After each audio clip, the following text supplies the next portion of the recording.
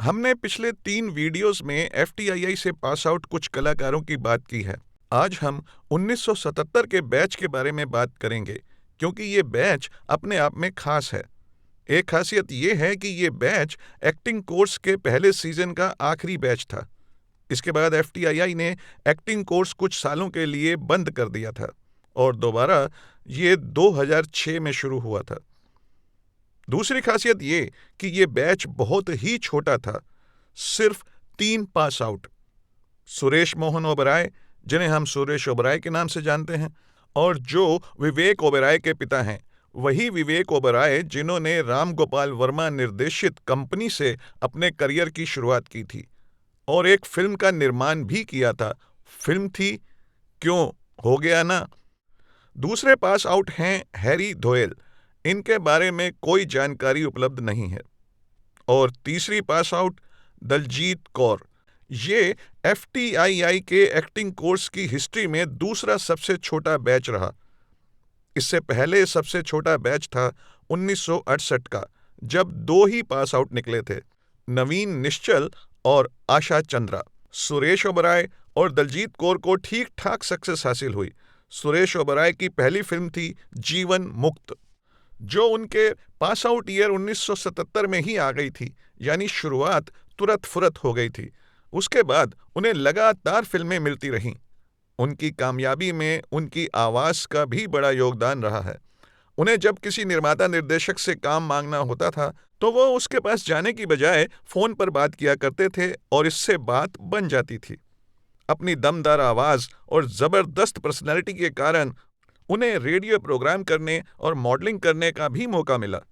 पहली फिल्म के बाद आई अरविंद देसाई की अजीब दास्तान, सुरक्षा, कर्तव्य, काला पत्थर, प्यारा दुश्मन, फिर वही रात, मोर्चा और खंजर। 1980 में दीप्ति नवल के साथ आई फिल्म एक बार फिर में उनके अभिनय को खास तौर से सराहा गया और अनिल शर्मा निर्देशित श्रद्धांजलि में तो उनकी भूमिका ने दर्शकों के दिलों पर गहरी छाप छोड़ी थी। इसमें उनकी को एक्टर थी राखी। ये अनिल शर्मा की निर्देशक के रूप में पहली फिल्म थी, जिन्होंने आगे चलकर धर्म जी या धर्म जी के परिवार के ही किसी सदस्य के साथ फिल्म बनाई। उनके निर्देशन में बनी गदर एक प्रेम कथा को कौन भूल सकता है।